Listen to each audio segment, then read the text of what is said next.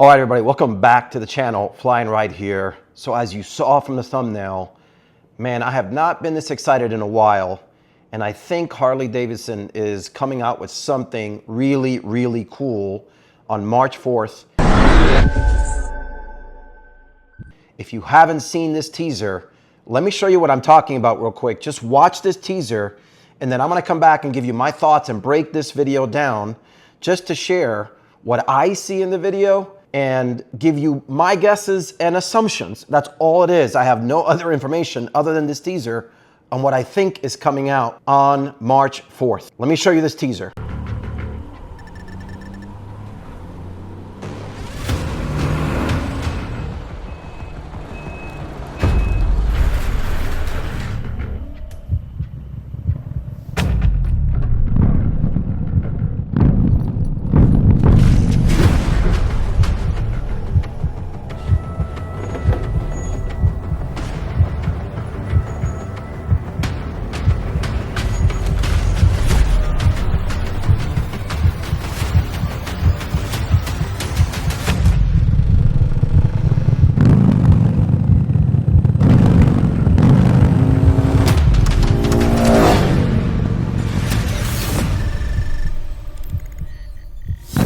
All right, so that looked really cool. Something very, very different than what we've seen before in prior teasers. And I think that there are a lot of hints in this teaser.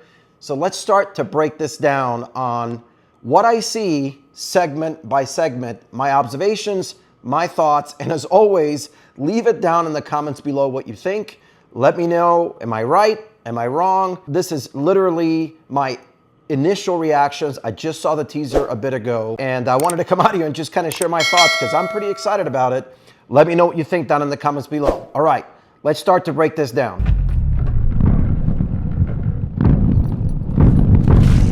All right, I don't know about you, but that does not sound like the rev of the M8 engine. I think this is a Rev-Max engine. So this tank, or this paint scheme on this tank, to me looks like the Sportster S. And of course, what engine is on a Sportster S? The Rev-Max engine.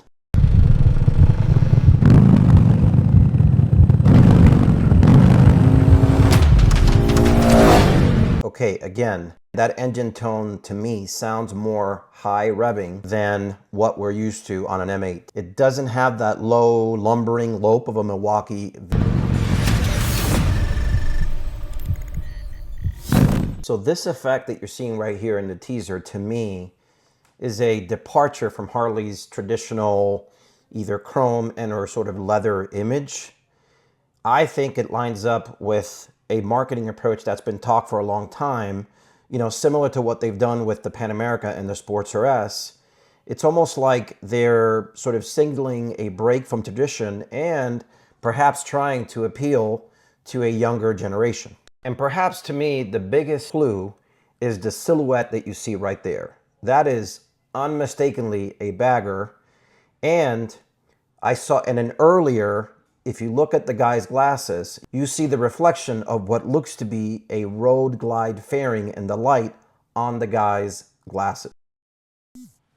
All right, so those are the clues that I saw in this video.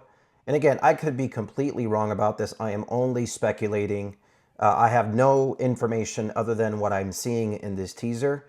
But just to recap what I thought I saw in this teaser, I think the engine tone sounds definitely more high revving, does not sound like the traditional M8.